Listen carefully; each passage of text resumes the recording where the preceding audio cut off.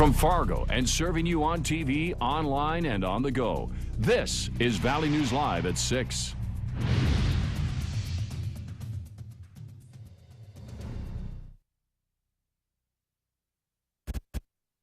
And again, I don't think anybody wants to go back through and retry this case at another time down the road.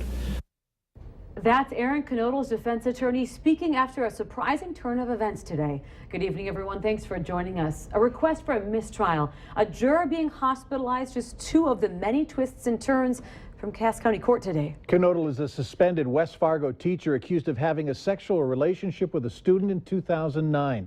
Valley News Team's Ashley Bishop joins us now to explain what happened today in court. Ashley?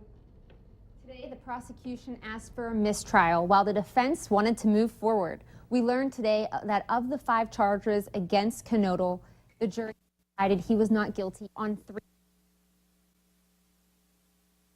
That juror had not disclosed information during jury selection regarding prior sexual assault. She feels that she needs to protect children and has indicated that she is the lone holdout for a guilty verdict. Prompting the prosecution to ask for a mistrial. I've had discussions with the victim about her position on it and whether she's willing to testify in another trial. The answers to that were yes. And so it isn't just based upon what this juror said. Knodl's attorney, Bob Hoy, said he wasn't in favor of a mistrial. I realize that with what the court has said, the state may not like the ultimate verdict that comes out. But the reality is that everybody has tried the case fully and fairly. This jury has spent a lot of their time and effort trying to reach a verdict.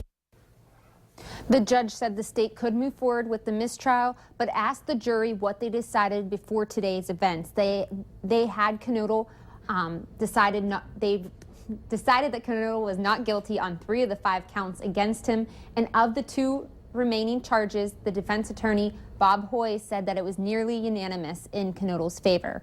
While leaving the courthouse today, one juror told the media that she hopes Knodl's family never goes through this again. Mike? All right, thanks, Ashley. The state now has a month to file for a mistrial on all 5 charges, or just the 2 where no verdicts were reached.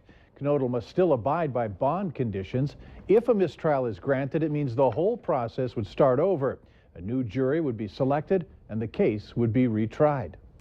Well, to our weather, another beautiful sunny and warm day out there today. Let's see how the night's going to turn out with Hutch Johnson. Hutch? Thank you very much as we enjoy temperatures that are awesome out there. 70 to 80 degrees, light winds and gorgeous conditions across the valley. Look at the widespread area of 70 and 80 degree readings across the nation's midsection. A quiet day, and when you start like this with a colorful sunrise with mostly clear skies, it's a pretty good indication that the day is going to be spectacular, and this evening in Fargo is going to be equally as such.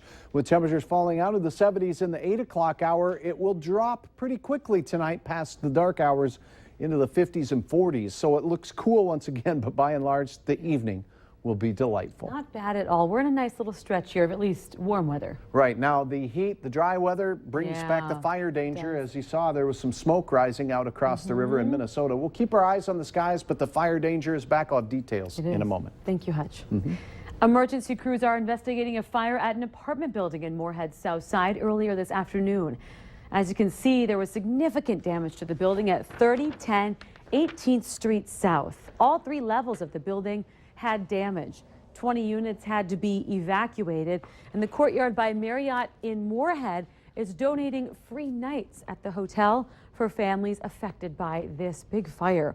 To those units most affected, the Red Cross will also be providing assistance with clothing, food, shoes, comfort kits, and other items needed for recovery. There's no word yet on exactly what caused this fire. The community is thanking some good Samaritans after an unusual robbery attempt and assault. Yesterday, we showed you this video of an attacker getting arrested in downtown Fargo. Shortly before this, a woman walking with her 3 kids had quite the scare. Police say 42-year-old Charles Walker wrestled the woman to the ground. When people nearby noticed, came to help. The kid on the bike, he was the main guy, you know, the good Samaritan in it, you know, because I couldn't get down the roof fast enough. But he was a small kid, and I was a big guy. So, but he still came and helped as much as he could.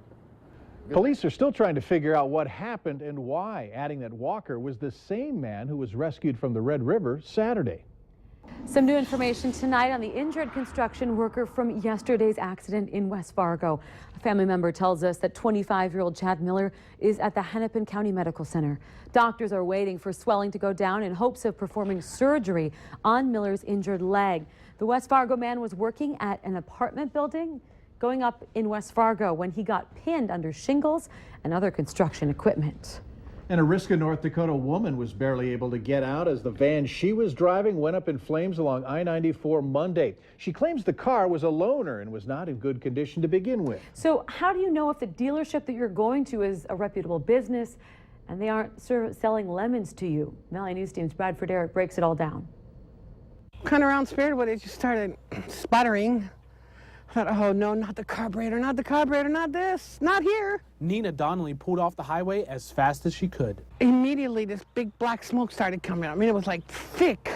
So I got out, bent over, I looked under the car, and it was this fire. Within seconds, the blaze took off, charring her van to the frame. Donnelly says the van drove, but it had problems as soon as she got it. She's placing the blame back on the dealership, Affordable Auto in Fargo. I checked our records. That van was actually bought March 4th of 2014. So we're talking about a year later. I have no idea what the customer did or didn't do with the van. Apparently it drove for a year before there was any issues. Donnelly did say she had the van for about a year. Tom Hughes owned Affordable Auto and says he got out of the business because it almost killed him, selling his inventory to Catalyst Motors, who now operates the South Fargo lot. Hughes says he offered used cars as is and financed everybody. When they only had, say, $300 and nobody else would work with them, we got them in a car that got them to work. So how do you know what you're actually buying?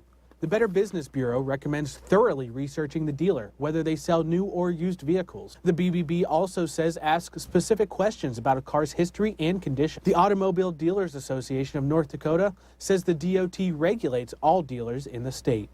As for Nina and the van fire, she still says it's the dealer's problem, but she's just glad her son wasn't in the car. Bradford Eric, Valley News Live. Now, Tom Hughes says Catalyst Motors is not Affordable Auto under a new name. He says it's an entirely different company. If you remember, in a previous story, we incorrectly reported this, putting the two dealerships together. Now, if you ever need help uncovering fraud or corruption in your community, call our whistleblower hotline and we'll do our best to get to the bottom of it. Call 701-237-6576. Leave your tip and a member of our investigative team will get on the case and go to work exposing the truth.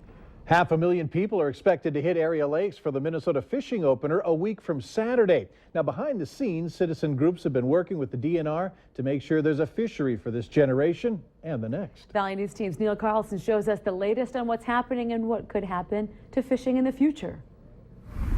James Bates was out enjoying a beautiful day on the shore of Maple Lake today. He was already able to catch a pail of crappies for tonight's dinner.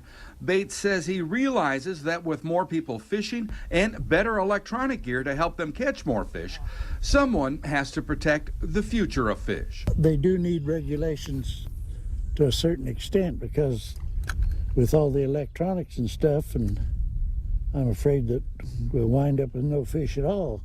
The DNR has organized groups of citizens to address their concerns regarding fish populations. In the case of bass, they've determined the season can be extended without hurting the bass population. One of the group's recommendations is already being implemented by the DNR this year. You'll be able to start bass fishing 2 weeks earlier on a catch and release basis when the walleye season starts May 9th. Is a true trophy Lake of the Woods fish. Citizen groups have also expressed concern over the increasing number of small northern pike in many lakes. So the DNR is now considering increasing the limit number on small pike. Really tuned up into the spawn yet. You can see that these are all pre-spawn fish. And one of the biggest concerns of citizen groups is that the walleye population in their lake is getting smaller in size and numbers. It's prompted the DNR to stock twice as many fingerlings in many lakes. The final results of that effort aren't in yet. What we've seen is real mixed results. Some lakes have responded well to doubling the fingerling stocking.